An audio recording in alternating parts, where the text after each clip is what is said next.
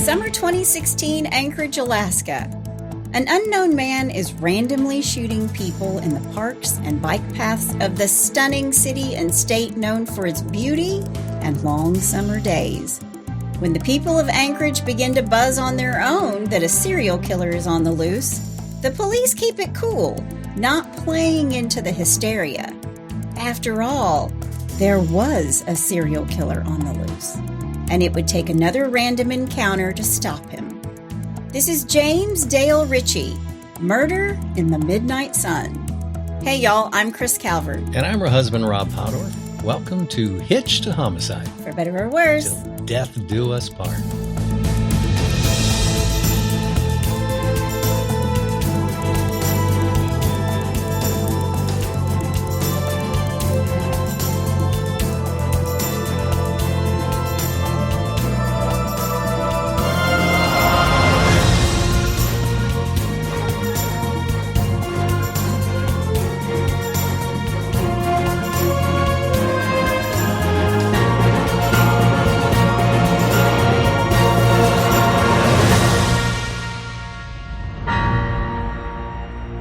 Welcome back, everybody. Yes, welcome.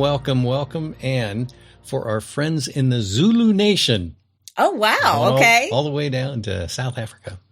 Gyanamukela, Gyanamukela, Gyanamukela. Very nice. There you go. Well, wherever you're listening, be sure to like, rate, review, subscribe. You can join our closed Facebook group, The In-Laws and Outlaws. Yep. We're getting lots of people from our YouTube channel. Yeah. And speaking of, you can also watch us on YouTube. See our mugs on there. Yeah, thanks for all the emails. We've been getting a lot of positive feedback, a lot of great comments on the YouTube, a lot of people chiming in the In-Laws and Outlaws. We really, really appreciate all of you guys. It's a lot of fun. It is so much fun. Yep. We enjoy doing this. Yep. I want to thank everybody for all the extra cases, all the suggestions you guys are sending. I'm going to get to as many of them as I can. Some of you guys are picking some really good ones and things I haven't even heard of. Yeah. So they're all definitely on the list. Even if you don't hear back from me, they are on the list. They're coming. They're coming. Well, today's case is really interesting. We're going all the way to the 49th state, Alaska. Sitka, Alaska.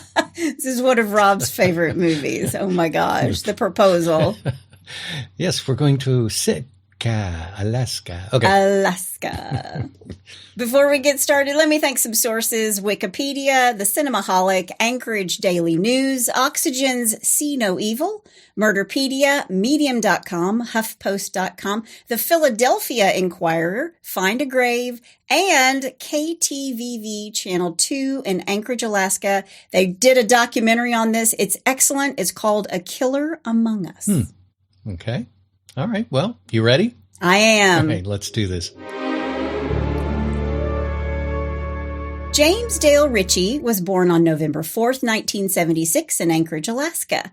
His parents have maintained a really low profile, so I don't have much to tell you about them. Okay. James grew up in the Wonder Park neighborhood of Anchorage. Did they have Wonder Bread there? You know, when I saw that, I knew you were going to make a wonderful comment about it. The Wonders.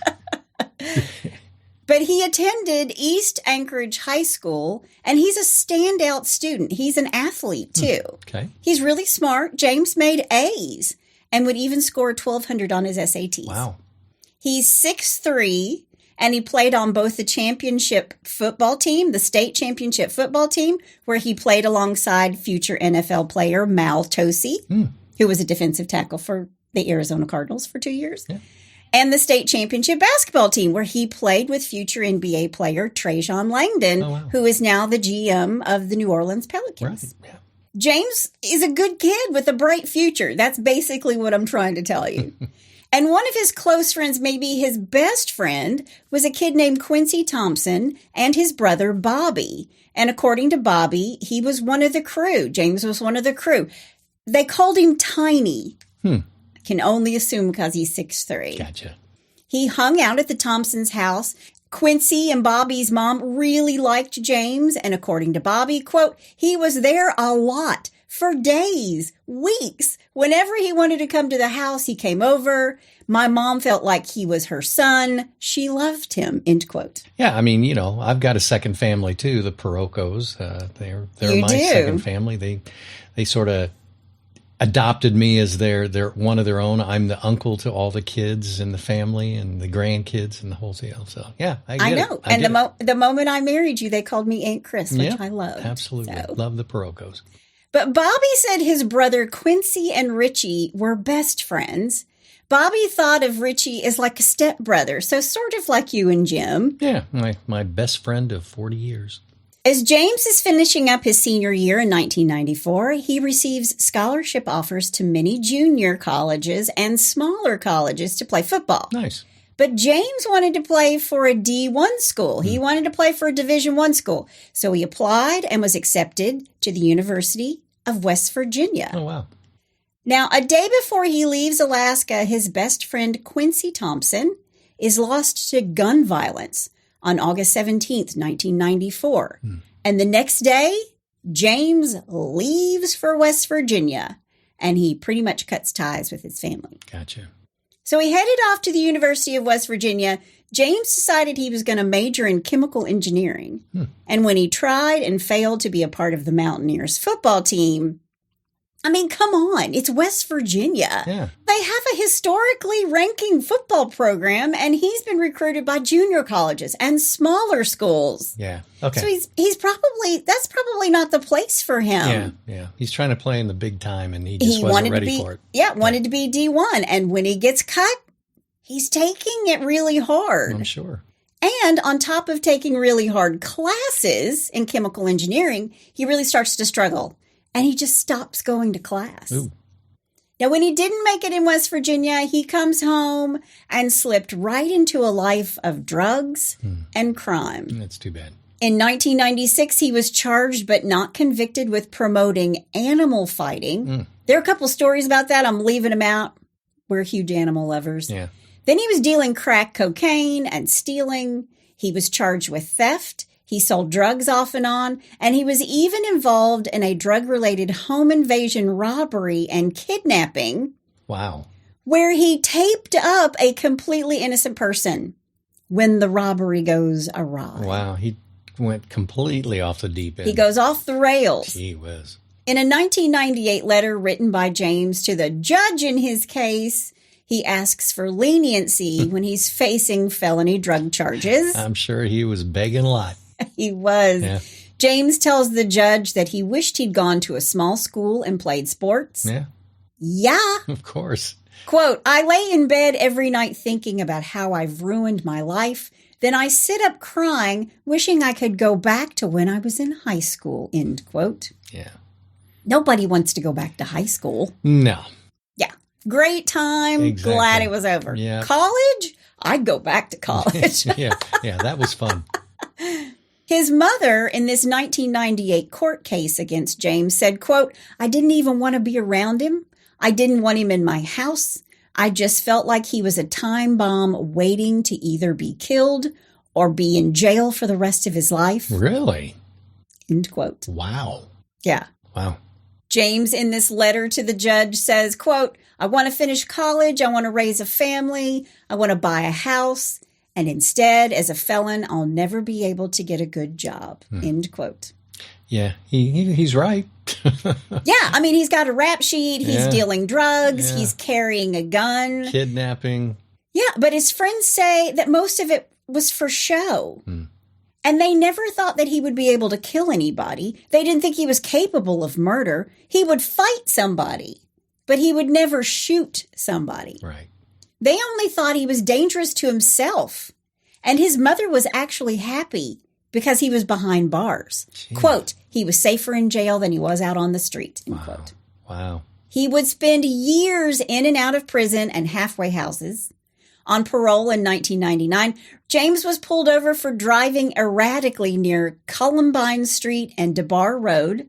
Ritchie told the officers he'd been drinking tequila and beer and had taken 2 Prozac pills. Man.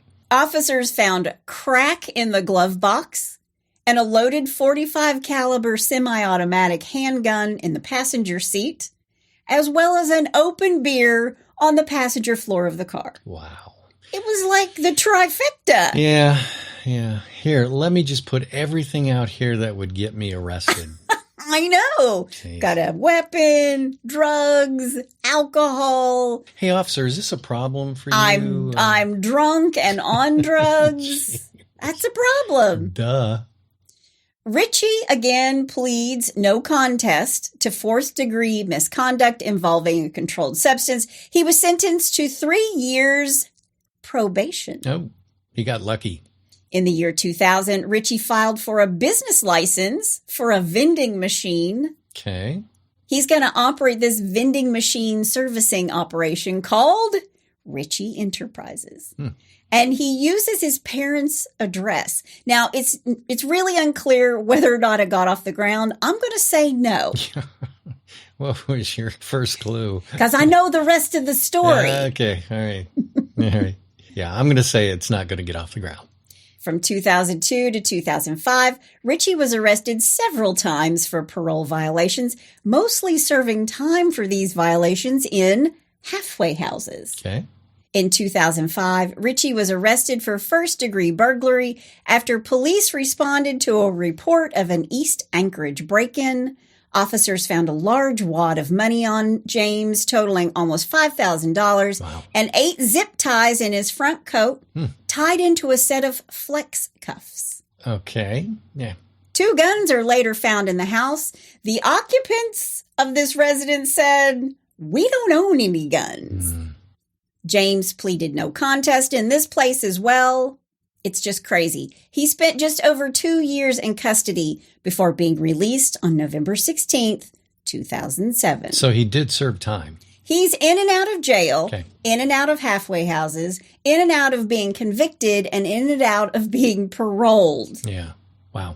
Yeah, because that's the first time that I've heard that he was actually in jail. I knew. No, he's in jail. Okay, because he did halfway houses and things Halfway like that. houses. Yeah, he's a little bit of everything. Yeah. Okay. He's a troubled youth. You think? He's not really a youth anymore at this point. Yeah. How old is he now? Old enough to know better. Okay. That's how old he is. All right. At this point, James moves back in with his parents, who are now living in Virginia. And for a little bit, he's doing well in this little town, Broadway, Virginia. It's a small town, nice people. He wasn't very outgoing, but he was helpful. He used to help his next-door neighbor's daughters with their computers when they couldn't make them work. Oh, okay. So he's the geek squad. Yeah, he's the in-house tech. That's Rob in our house. That's you, honey. I know. That's why I'm always pulling my hair out. James took class at the Blue Ridge Community College, and at 37 years old, Oh, wow. he earned an associate's degree. Good for him. He wanted a job in chemical engineering. Again, he's super smart. Sure. And he even had a girlfriend for a bit, but they broke up. And I think that's part of the reason he wanted to get out of Virginia. Because by February of 2016, James Ritchie has moved back to Alaska. He was staying at a home in Airport Heights. Nobody really thought that much about him being home, and nobody really saw the warning signs. But many people remembered weird things about him. And although James was at one time taking antidepressants, it's not really known if he was ever diagnosed officially with anything. Okay. Well, he ain't right. Yeah. Yeah. Dr. Calvert's going to diagnose him. He ain't right. WebMD. Yeah. Yeah. Yeah. That's what he would find. Okay. Early in the morning on July 3rd, 2016, 20-year-old Brianna Foisy and 41-year-old Jason Netter Sr., both homeless, both using drugs off and on, were on the Ship Creek Trail, which is near a homeless camp. Okay. Now, I heard Ship Creek, and all I could think of was Schitt's Creek. Brianna Foisy was adopted from foster care by Marcella Foisy when she was 5 years old, along with her older sister. And the girls grew up alongside 4 other siblings, mostly in the Anchorage area. Brianna loved Broadway musicals, same, singing, love it, not very good at it. She played sports as a kid and was known for being a spunky, outgoing girl. Oh, good. And according to her mom, quote, she was always up a tree, but with a tutu on, end quote. Well, there's a sight. I loved that. Yeah. Brianna had suffered trauma in her early years before she went into the foster care system. She was later diagnosed with an attachment disorder stemming from the early abuse. She was also diagnosed with fetal alcohol spectrum disorder. She attended schools in Anchorage, including Service High School, where she was known as a champion of underdogs and a defender of the bullied. Oh, good for her. But in adolescence, the impact of the fetal alcohol syndrome, it impaired her judgment and her decision-making. And this started leading to risky behavior. Gotcha. Quote, she made lots and lots of friends, and lots of those friends made poor decisions, end quote. Wow. Brianna developed problems with drugs. As a young adult, she spent time at a place called Covenant House. She would couch surf rather than living at home, where there were rules. I bet that didn't go over. Yeah. Resistance against rules and authority is another common attribute of people with FASD. All right.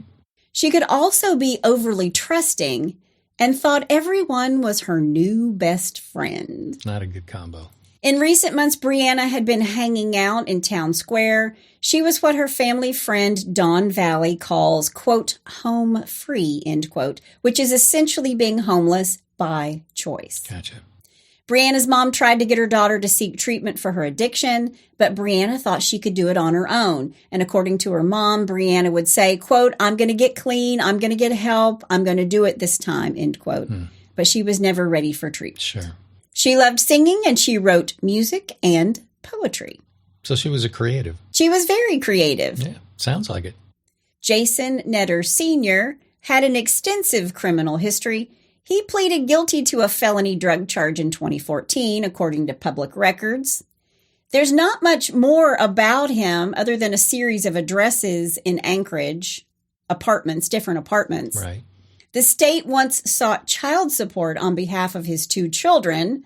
One appears to have changed their name, but according to his friends on the street, he was kind and funny and he loved being outside. He moved to Alaska, and once he arrived, he stopped working. He was homeless. Okay. He had lots of friends, and according to one of them, he slept in a junkyard just off the Ship Creek Trail. Wow. I slept in a this is in Alaska, didn't he? This is in Alaska. Didn't he get a little chilly? Well, you would think, but apparently there's a pretty large homeless population Really? there. Wow. Yeah. Okay. But he had a reputation for running his mouth. And according to his buddy Jason, he was a meth and heroin user, spice, which is synthetic marijuana, Right. real weed, and he liked booze. His mouth would get him into trouble, according to one of his former homeless buddies. And Jason would walk out of his way to go to the soup kitchen so he wouldn't have to pass people he didn't get along with. Okay. In short, Jason had enemies. Yeah, I was sorry to say he wasn't well liked. Well, I think he was just homeless and he did his own thing and Yeah. he didn't just have friends. He had enemies too. Just didn't care. But many think Jason had taken Brianna under his wing, like he was protecting her on the streets. Don't know if that's true or not. Okay. That morning, July 3rd, 2016, someone who was camping nearby was walking their dogs and heard 6 shots. Now, Ship Creek is an industrial area in the eastern part of Anchorage. There are not that many people there in the early morning hours. It's pretty quiet. Right. Another woman was riding her bike on the trail just after 7 a.m. that same morning. And as she's crossing a bridge on the trail, a man says to her, quote, "Hey, there's 2 dead bodies on the trail down there, so be careful," Whoa. end quote. Whoa. Wow. She rides her bike a little bit farther and happens upon 2 dead bodies on the trail. She calls 911 and tells them blood is coming out of the girl's head and, quote, "the guy is definitely dead," end quote. Wow. It's Brianna Foisy and Jason Netter Sr. Wow. Okay. And when this biker finds the bodies, they're still warm. So it just happened. Yeah. Okay. Police arrive. Sergeant Salamir Markowitz and Lieutenant John McKinnon are on the scene. They find the bodies on the trail. They both have IDs. Both were shot in the torso, so a body shot, and then also to the head. The shooter knew what he was doing. Yeah. And police are wondering why. Was this a robbery? Were these two missing anything? Yeah. And more than anything, it seemed a random act of violence. Very random. Yeah, I mean, they were just two homeless people. Yeah. Yeah. They didn't have anything that you'd want to steal. Yeah. Exactly. Okay. Exactly. All right. There are no shell casings at the scene, so maybe the killer used a revolver. They do find one bullet that struck a nearby fence post near the trail where the bodies are found. Police question the woman who made the 911 call, and she tells them about the guy who warned her and that there were bodies. Yeah, I was going to ask you about him. Yeah, and they were still warm. So why didn't he call 911? Yeah. And when they asked her for a description, she couldn't give them one. He was wearing a hoodie, but she really didn't see his face. Gotcha. There are no surveillance cameras on the trail. So they draw a circle a little bit larger outside the trail area to look for cameras. And a couple blocks away was an electrical company that's right next to the trail. Okay. On the corner of the electrical company's building was a camera that faced the correct direction, Right. but is way too far away to see anything. Right. But they hoped that he would at least walk in front of the camera. And at 7:40 a.m., when the bodies are found by the woman, they could see a guy on CCTV walking along the Ship Creek Trail. He's walking toward the trail.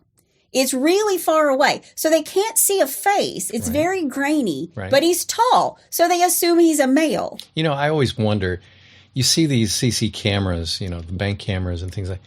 We have the greatest technology in the world. We have, you know, Zoom cameras and Logitech and all that stuff. Yeah. But the big companies have these cameras that have the worst picture possible. They're grainy. They're black and white. I'm like, could you just spend an extra $100 and get a camera that Get a works? decent camera. Oh my God. I kind of blame the security system companies because why aren't they only giving, you know, great cameras? It's just, Isn't that the point? Put a Ring camera up. yeah. You can see more with that. I've got an old iPhone if you want it. Anyway, go ahead.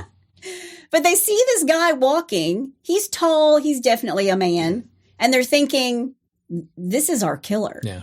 And police slow this footage down. They look at it frame by frame, but no face is visible, just like Rob is saying. Yeah. He looked like Sasquatch. He does kind of look like Sasquatch. I'll post a little video of it. But they look closer to see if there's anything else other than he's tall. He's got a tan backpack. He's wearing a hoodie. He's got this hat over his head. Don't know if he's a killer or just a witness, Right. but they want to talk to him. Sure. They take a screenshot. They give it to all the patrolmen. They give it to all the business owners in the area. And they pass it along to the media because they want somebody to come forward and say, yeah, I know that guy with the tall guy with the tan backpack.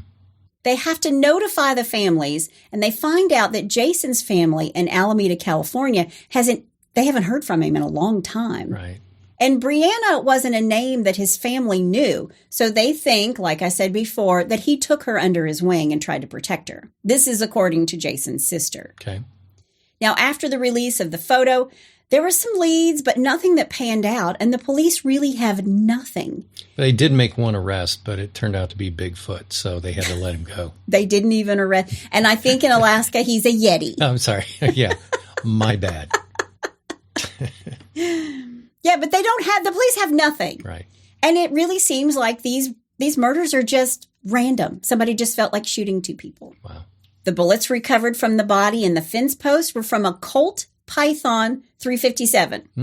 Man, that's a big gun. It is. That's a cannon. So they run this bullet information through the national database, which will show them other crimes that have been committed with the 357 Colt Python. Okay. They just want to see if anything else matches. Sure. There's no match. Right. Not another crime with this gun. It was simply an unprovoked killing. But again, the police have absolutely nothing. Wow. 26 days later, July 29th, 3 a.m., 21-year-old Treyveon-Kindell Thompson has left his mother, Mandy's house after coming home from work. He's hopping on his bike to ride to his aunt and uncle's house, Randy and Jude Andrews, because he's house sitting. Okay. Now, they live between Boland Street and Dubin Avenue. And he's got to go to this house because they have a dog. So he's going there to let out the dog. He's a dog sitter. Trey, or full name, Treyveon-Kindell Bobby Dwayne Thompson, was born on March 25th, 1995 in Anchorage. That's the way it works up in Alaska now. Down south would be Billy Bob Joe. That's true. Billy Joe Jim Bob. There you go. He wasn't a gang member. He was smart and caring. He's a good kid. No drugs, no guns. When he wasn't working, he liked to play computer games. And according to his cousin, Adius, quote, as big as he was and as tough as he wanted to seem, he was a big jokester with a big heart. He was a big nerd, end quote. He was just a teddy bear. I love nerds. That's why she married me. And I also, well, we fit together, honey. Yeah. Nerd 1 and nerd 2. We're like peas and carrots. We are peanut butter and jelly. Yes. Trey took a different route than his father, Bobby Thompson, who was serving time for drugs and weapons charges 365 miles away in Fairbanks, Alaska. Okay. That's called foreshadowing. Uh-oh. Here we go. Around 3 a.m., there are multiple people in the neighborhood who hear shots, and there are multiple people who call 911 to say there's a young man lying in the road in front of a driveway. No. There's a pool of blood surrounding him. Trey has been shot in the torso, another body shot, and the head, and it's very accurate and very similar to the murders on the trail. Just execution style. Yeah, there are no shell casings, and police are thinking, is somebody hunting people? Yeah, sounds like it. And remember, Alaska has had its share of serial killers, all people I plan on covering. Robert Hansen hunted Anchorage women in the 70s and 80s. He killed 17 women and raped even more. Wow. Joshua Wade in 1994 admitted to killing 4 people. And Israel Keyes used Alaska as his home base to plan his murders there and in other states. Wow. So did they have another serial killer? Yeah. Because that's 3 bodies and that's all it takes. Yeah. But the Ship Creek murders, there are no witnesses. And this is a neighborhood. Yeah. Now, granted, it's 3 a.m, but this is Alaska. Sure. The area where Trey is shot down is a woodsy East Anchorage neighborhood where on this particular night, there are 3 13-year-old girls having a sleepover. And they're up way past midnight, and they're still playing outside because it's midnight in the Alaskan summer. Yeah. And the sun doesn't really set. Yeah.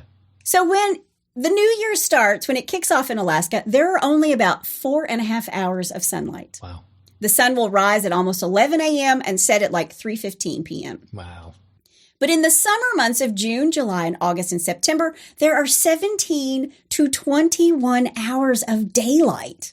Man, can you imagine being a kid? That would be awesome. Yeah, come home when it gets dark. You just never come home. And on July 29th, 2016, I looked this up. The sun was rising about 4:30 a.m. and setting 21 hours later. Gee whiz. So 21 hours of sunlight in Alaska at this time. Wow. And these girls see someone standing under a light pole by a fire hydrant. And there are a lot of homeless people from the woods that linger in this neighborhood because it backs up to the woods where these homeless people live. All right. But then a second guy appears. It's Trey. He's on his bike. He's riding down the street. And the girls hear the gunfire. They rush back to the window in the living room. They see Trey fall to the ground. And the other guy just pushes Trey's body aside, picks up the bike, and rides away. Wow. And the girls could see the gun in his pocket. And the girls opened the door to see if the shooter had killed this guy on the bike, and he had. He died yards from the front door of his aunt and uncle's house. Oh, no. It's Trey. Wow.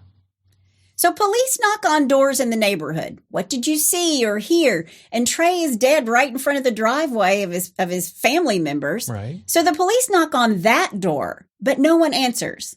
But what they see is a surveillance camera mounted to the front of the house. Uh-oh. Okay. A camera nerdy Trey had just fixed for his aunt and uncle. Good for him. How about that? I bet it's got a better picture than the CC cameras. Not really. I've seen the footage, really? and I will post it, but yeah. Okay. Now, since nobody's home, they get a search warrant for the camera and the video because if it's there and if it's working, it has captured the entire murder. Wow. They notify the mother of Trey. She's distraught, can't believe it. He was a good boy. He was a nice person. Who would want him dead? Yeah. Why was he a victim? His mother said that he had ridden his bicycle from her house, but there's no bike at the scene. It was a yellow mountain bike with certain stickers, not something that would blend in easily. Right. And so the police are thinking, find the bike, find a suspect. Sure. Later the next day, they get their search warrant for the home with the camera. Police get the surveillance system. They're looking for their killer. They wanted the whole murder on the tape, and the Bolin Street camera contains footage. Lots of it. There's a person walking at the top of the screen. It's a man. At the top right corner of the footage, they can see the man shooting Trey on camera. Wow. He just walks up to him, hands in his pockets, and then the gun comes out of his right front pocket. Trey's riding his bicycle toward him. The man shoots him several times. He puts the gun back in his pocket. Then he gets on the bicycle and he just leaves. Gee whiz. He rides away on Trey's bike like nothing ever happened. That is cold. Yeah. Well, the teenage girls were considered heroes because it was light out and they saw the killer. Right. They could see him and they told the police what he looked like. Got eyewitnesses now. And using an FBI sketch artist, they created a composite of the killer. Okay. And the girls described him to the artist. He's tall. He's dirty blonde hair. It's scraggly blonde hair, just above his shoulders. So he wasn't wearing a hoodie this time. No. He was wearing a camouflage jacket, worker's boots, and a hat, not a hoodie. Okay. He kept looking straight ahead and was walking really slow, like a Yeti, Rob. I always like a Bigfoot. I always imagine Will Ferrell and Elf. Exactly. And he does kind of have a stride like that because you can see it. Really? Yeah. Wow. Because when police start analyzing the footage, they see the flash from the muzzle of the gun, and it's big. Wow. And the police are thinking, big like a .357 Colt Python. Yeah. And just like Rob was saying, it's a gun with a really long barrel. Yeah. So like for a snub nose, like a short gun, like a snub-nosed revolver is short. Yeah. So think Kevin Hart. And a Colt Python is like Boban Marjanovic. Yeah. The tallest guy that's playing in the NBA right now. Yeah. 7'4". Yeah. Long barrel. Yep. Short barrel. Yep. But they can't ID a face because just like Rob talks about the surveillance footage, they can't see his face. Sure. But they released the sketch that they got from the little girls and a photo of Trey's bike, hoping that somebody in the public will see it and be able to identify the killer. And they need to do it fast because they know this guy's going to kill again. Yeah. The autopsy comes in and the ballistics show it was indeed the same gun used to kill Brianna and Jason and now Trey. So 100% it's the same guy. Sure. He's hunting people. He's doing it randomly. So the general public is in a bit of a panic because anybody could be the next victim. Yeah. There's no rhyme or reason. There's no special place where he picks his victims or why he picks his victims. Right.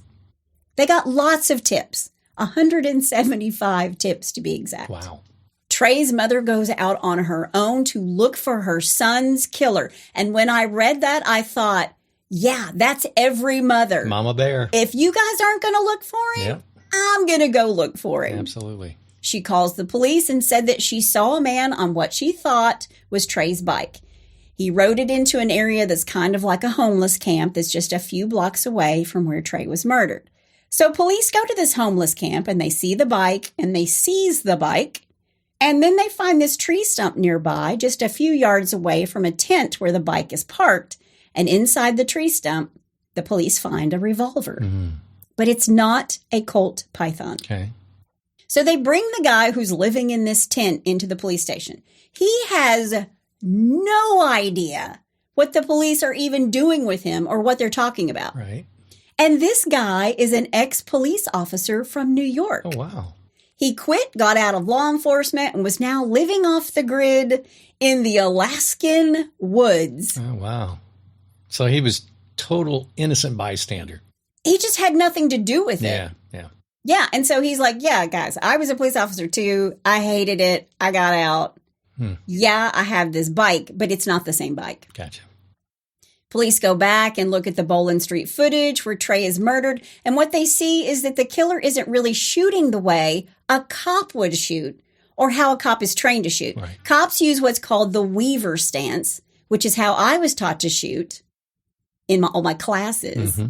Both hands are on the gun. You make like a triangle with your shoulders and your chest and your hands so you can control your weapon better. Gotcha. And if you're me shooting a gun, you really need to control your weapon better because the kickback is what you're not expecting when you first start to learn to shoot a gun in class. Because you're just a little bit. Yeah. My instructor's like, you're never going to kill anybody. You got no hope. No, actually, I did really well. I'm good at the target. Yep. That's it, though. Yep. That's why I always take the dishes out of the dishwasher. And the trash And out the to the trash trash out can. every night, religiously. Not true. But this killer is shooting with one hand. And on top of that, the gun the ex-officer had wasn't a match to the murder weapon. And the revolver was so old and rusty, it hadn't even been shot in years. It didn't even work. Now, was it his revolver, though? I think it was his revolver, Right. but it's not a working weapon. Yeah. So it's another dead end.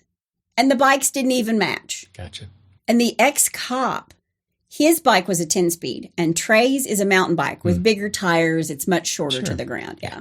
Another 4 weeks pass, and the police are no closer to finding a killer. They don't even have a suspect. What they have is this sketch. And the police have done some math after seeing the Bowling Street footage, and they believe their suspect is 6'3". Their killer is 6'3". Right. How tall is James? He's 6'3". He's 6'3". Yeah. Then on the morning of August 28th, 2016, a woman who's in the Valley of the Moon Park, all of their places are so beautifully referred to. Valley of the Moon Park. Yeah. Yeah. It's a park that's just in the middle of Anchorage. It's a favorite park of the people who live there. And a woman happens upon a body. It's 25-year-old Bryant, who goes by Brie de Husson. Okay. Brie was a local environmental activist. Really? Born Bryant Casey in 1990, Brie worked in rural Alaska at the Myers Farm and developed an interest in permafrost gardening, traveling by backpack through Iceland and Austria. He wanted to go learn more. Nice. And Brie's parents, Lisa and Gordon, were actually divorced, but Brie also had a stepfather, Steve Wirtz. And Brie had a brother and sister from his stepfather and a biological brother and sister. Okay. Brie attended West Anchorage High School before traveling across the world to study agriculture. And Brie's father said they had ridden on that trail 100 times. Brie's father said Brie was really gracious and, quote, a near perfect human, end quote. And I thought, what a wonderful thing to say about your son or anybody. Yeah. Brie was doing a late night bike ride on a new Schwinn to meet a friend. Okay. He's got a brand new bike and he wants to take it out. Sure. Police believe Brie was traveling down the trail and was shot from a distance, twice in the back. Brie's bike was still attached to the body.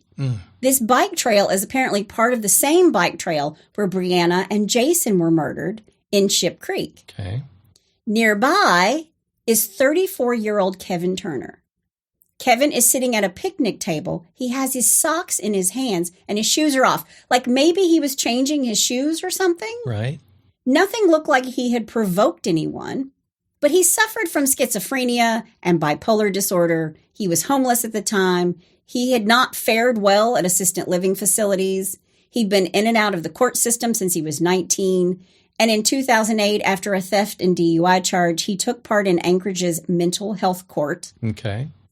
After a 2009 felony theft, he periodically broke probation when he would fail to take his prescribed medication or return home to an assisted living facility where he was staying. Which is kind of normal for a lot of schizophrenics. It is. They feel like they're getting better, so they don't have to take their medications. Exactly. And they spiral down again. Yep. Yeah. The run-ins with the law enforcement and stints in criminal court really stemmed from Kevin's mental health issues.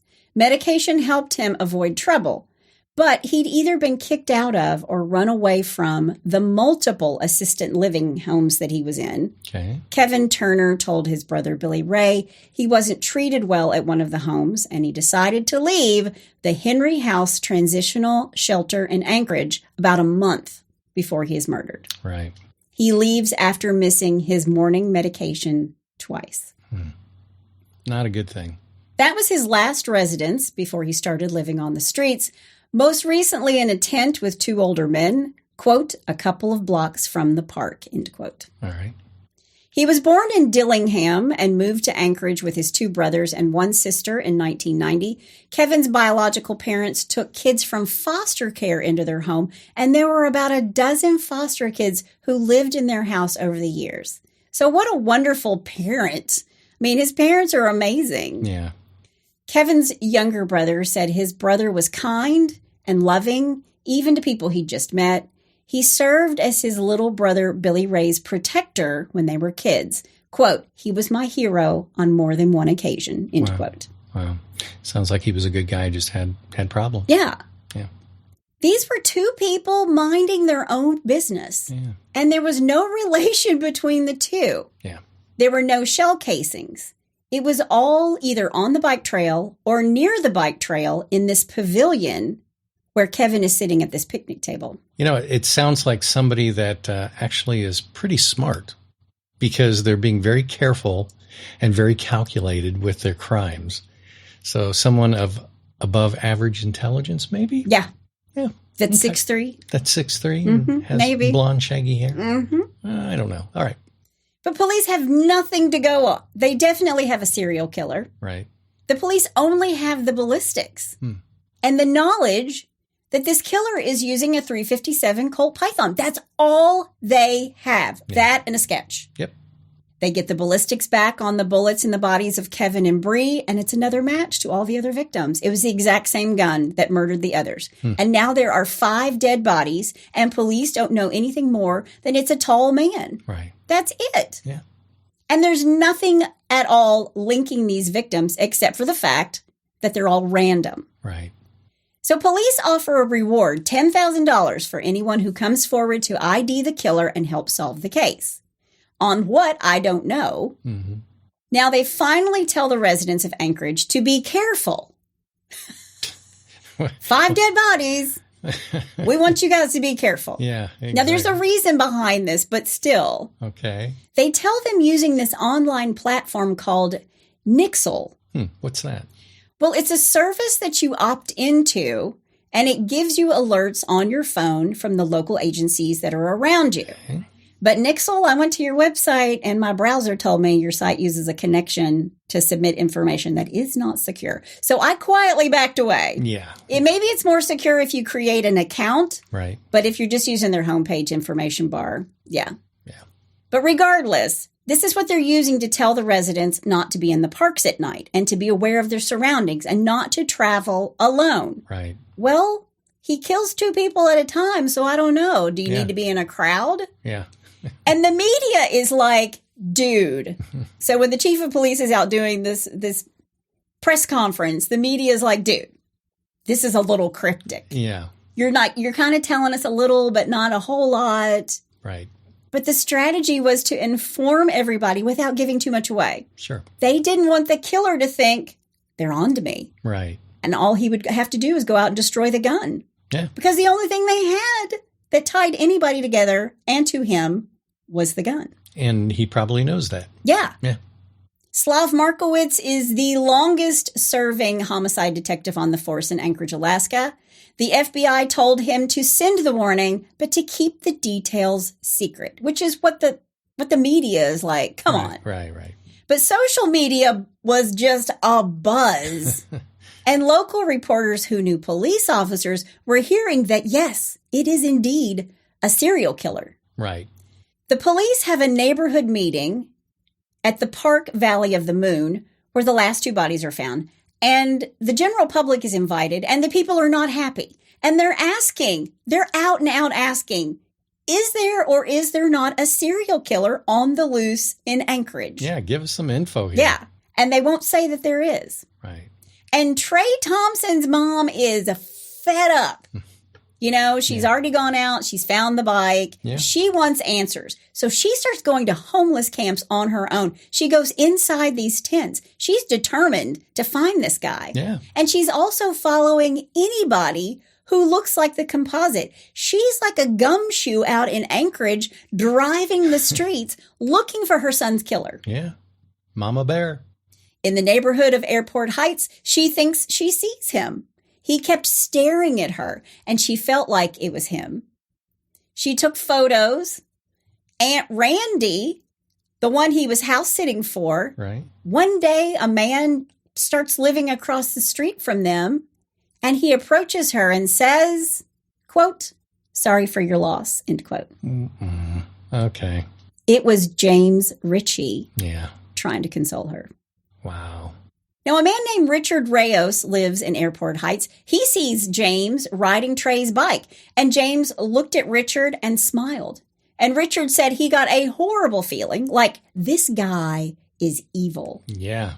So he called the police, and they took his call, but it went in the pile with the other 175 tips. Really? Yeah. Even though he's reported that was the bike? Yeah. Wow. Okay.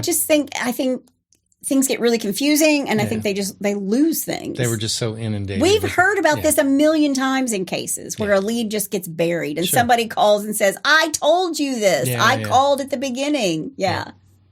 Now, here's who the FBI profilers say it is. 2 of the murders happened in places frequented by homeless, so probably someone on the fringe of homelessness and someone who has mental health issues. Well, I think Trey's mom could have told you that. Yeah. She's not part of the FBI. Yeah, I'm thinking anyone that murders several people probably has some mental health issues. He ain't right. I already told you. I diagnosed him at the beginning. I could be an FBI profiler. Yeah. But something that the FBI does know is that serial killers like to watch and listen, so they keep the ballistics reports confidential. Gotcha. They want to act like they don't know he's using the same gun. Sure. After 2 months and a 6-mile radius of where the killer is murdering people with the same weapon, and all they have is ballistics and this sketch, it's going to be a chance encounter, a random encounter that solves this case. Really? Yes. Okay. And what might that be? 2.5 months later, on November 12th, 2016, it's 4:34 in the morning, downtown Anchorage, and police are looking for a woman who got dropped off at a hotel but didn't pay for her cab. And the cabbie called the police. It's called cab fraud. Mm-hmm. Can't do that. It's kind of like dine and dash. It's like dine and dash, only this was ride and dash. Right. 38-year-old Officer Arn Sallow is looking for her in this area. He's driving around looking for her. But he happens upon a man walking down the street in work boots, a camouflage jacket, and a cap. Uh-oh. It's a tall guy. And he's going to ask this guy, "Have you seen this woman?" I mean, it's early in the morning. There's really nobody else on the street. Sure. I will post the dash cam footage in the show notes. But he pulls over, flashes his lights and siren, and says, "Can you stop? Please stop." But the guy, the tall guy in the camouflage jacket, he just keeps walking. So Officer Sallow keeps following him, and he gets on the car's megaphone and tells him, quote, "This is the Anchorage police. You need to stop," end quote. Yeah. And the man turns around and starts walking to the police cruiser. When he gets close, he opens fire on Officer Sallow, shooting him 4 times. Oh. Arn Sallow gets out of the cruiser after being shot 4 times and begins to exchange gunfire with James. Wow. He's firing off shots of his own after being shot 4 times. Wow. And on the scene immediately is another officer, Mark Patsky of the K-9 unit. He joins in the gunfight. He fires off shots and hits James in the head. He's dead. Wow. They rush Officer Arn Sallow to the hospital for a life-saving 7-hour surgery. Gee whiz. He had damage to his bones, his muscles, intestines, and liver. The shooter was tall. His weapon? A .357 Colt Python. His name? James Dale Ritchie. There he is. This guy wasn't on anybody's radar. Wow. Now, the Colt Python on James was sent to the Alaska crime lab where it was confirmed to have been the murder weapon. It's the same gun that murdered Brianna Foisy, Jason Netter, Trey Thompson, Breda Husson, and Kevin Turner. The gun, which was purchased in 1971, wasn't even registered to James, and the owner didn't know how it made it into James's hands. Who was the owner? I never saw. Okay. It never told me who the owner was. Okay. Just that he purchased it in 1971. Somebody's taking care of the gun. Yeah. In April 2017, 5 months after James is shot, police finally confirmed to the public that James was the killer of all 5. And when Trey Thompson's father, Bobby, sees the news, he can't believe it. James was his brother Quincy's best friend. Wow. There were photos of James Ritchie holding Trey when he was a baby. Oh, he murdered one of his best friend's child. Wow. Yeah. And the grandson of a woman who took him in all the time, who considered him another son. Wow. Now, nobody knows whether or not if he knew he was shooting Trey Thompson or if it was just an unfortunate coincidence. Right.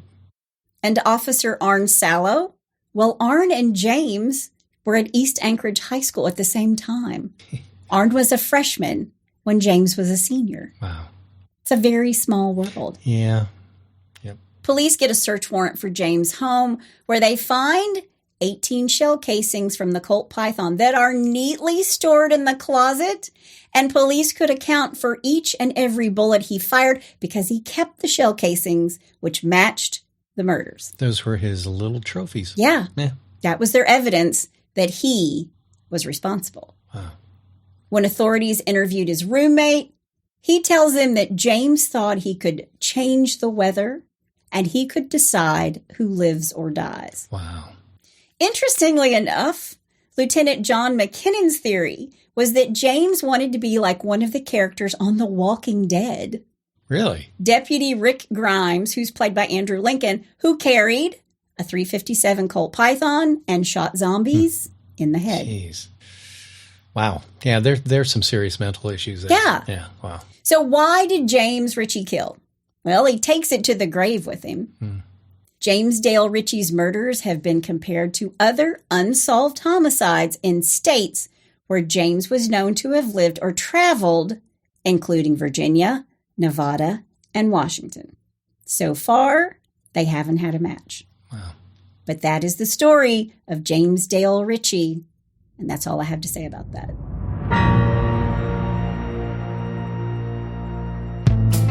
Hey, Hitched to Homicide listeners. This is Chris Calvert. I love doing research and writing about real crimes, but I also love writing about fictional people who commit horrible atrocities. When you're ready to take a break from true crime for fictional crime, go to chriscalvert.com, where you'll find all my books, including some free ones to get you started. Jane Doe is one badass chick who quietly hunts terrorists in the United States. The Sex and Lies books are all FBI and CIA cases with a little romance on the side. And coming summer 2022, Book 10 in the series, Sex, Lies, and Rock and Roll, releases. You can find all of these books everywhere, and if you like to listen instead of read, you can find them all on Audible. So go grab a free book or take a listen. I love all the characters I've written. I've given them pain, ruined their lives, make them suffer, and maybe even throw in a heroic death. Or maybe they live to fight another day. Check it all out at chriscalvert.com, and thanks for being a listener of Hitched to Homicide. You know, it always makes me wonder. I mean, there's a lot of people with mental issues, that are physical mental issues that aren't murderers. What causes a person to have the propensity to murder people when they do have mental issues like that? Yeah. I mean, there's no rhyme or reason to any of it. There isn't. There's no rhyme or reason. Yeah. There are lots of people who are schizophrenic, and there are even people who think that they can talk to the trees or control the weather, but they're not out there with a python. Yeah, exactly. Yeah. Exactly. Well, all right. Well, let's move away from that. That was pretty heavy. And go to a little Bless Your Heart.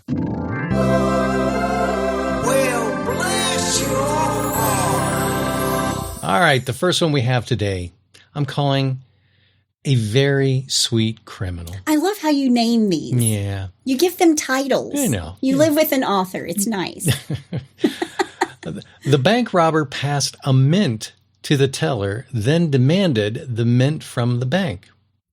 Does that make sense at all? Like a peppermint patty kind of mint? Chocolate mint. Okay. Yeah. That's pretty much how police say a bank robbery went down at a bank of the West Branch in southeast Portland. According to police and federal agents, Daniel Allen Butler handed a teller an Andes mint with this note, "Take the chocolate, act normal, give me 50s. Rob loves Andes mints. I do. When you said that, I was like, I even thought I should have said Andes instead of a peppermint patty. Well, he was arrested, and the rest is history. No. Take the mint. Give me 50s. At least he was trying to be nice about it. I wonder if he had fresh breath. I wonder if he ate one on the way there. He probably did, yeah. Just yeah. Okay, number 2, a smooth criminal. Like Michael Jackson? I knew you were going to do that. Yep.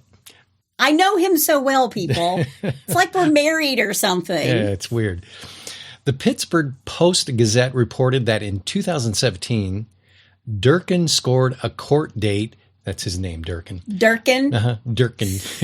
What does it remind you of? Durka.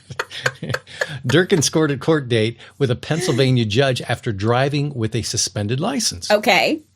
Now, during his hearing, he noticed some random dude in the room and thought, I bet I could sell that guy some Suboxone. Okay. And those are pills. And in case you're wondering, it's a highly addictive drug prescribed to treat opiate addiction. Oh, okay. Yeah. Durkin eagerly accepted his own wager and tried to make the deal.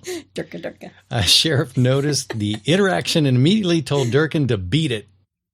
See what I did there? Beat it.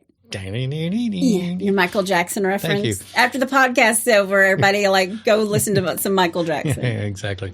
Now, after Durkin presumably fight danced out of the courtroom. Fight danced? Yeah, beat it. Out of the courtroom, the random dude reported the offer to the officer. Sure enough, when the sheriff entered the hallway, he found Durkin waiting with 2 doses of Suboxone. Durkin should have just moonwalked home when he asked her. Oh, my gosh. I can't even say because I'm laughing. Durkin should have just moonwalked home when the officer asked him to leave. Instead, he tried to be a smooth criminal and stuck around, resulting in an even smoother drug bust. I'm just amazed at how you so brilliantly were weaving that thing together. I like Michael. You like Michael's music. Yeah, I like Michael's music. Yeah. All right, number 3. I didn't see that coming. Okay. And this one's in Britain. And per the Manchester Evening News, the incident occurred on the fateful Friday in June. It was technically the 12th, but this Friday behaved more like the 13th where the criminals were concerned. Okay. Sometime before 2 a.m., the thieves kidnapped a car in the city of Salford and ran off with it to Middleton, located 15 miles away. To be clear, they didn't literally run away with the car, but they might as well have, since the actual escape proved even stupider. Stupider? Mm-hmm. More stupid. Just stupider. Ostensibly hoping to keep a low profile, the pair attempted to stash their mechanical conquest in an underground parking lot. But in a moment of cosmic justice and criminally bad planning, the witless bandits unwittingly chose a police station as their hiding spot. After being thwarted by the lot's security gate, the thieves tried to make a hasty retreat, only to be intercepted by officers on their way to the station. Police roundly ridiculed the criminals on Facebook, calling them Britain's dumbest criminals. Considering their line of work, that's really saying something. Yeah, I think they call it a car park. Do they? Yeah, we call it a garage. Yeah. They call it a car park. Yeah. Yeah, because I remember a Brit actually corrected me when I was in London. So, gotcha. Mm-hmm. The bonnet and the hood. Yeah, those Americans. Come on. If you're going to be there, use the language, right? Well, there's our bless your hearts for this week. Well, if you have a bless your heart or you know somebody who wants to rob a bank with a mint. Yeah, make sure it's dark chocolate because that's healthier. Go to hitchedtohomicide.com. There's a pull-down menu. You can also suggest a case. Like I said before at the beginning, we're getting tons of them. I love them. Keep them coming. We're going to get to as many of them as we can, and a lot of them are already on the list. Yes. There's a big old list. Yeah. That's all we have today. That's my amazing husband out there. And that's my beautiful bride in the booth. Join us next time on Hitched to Homicide. Bye, y'all.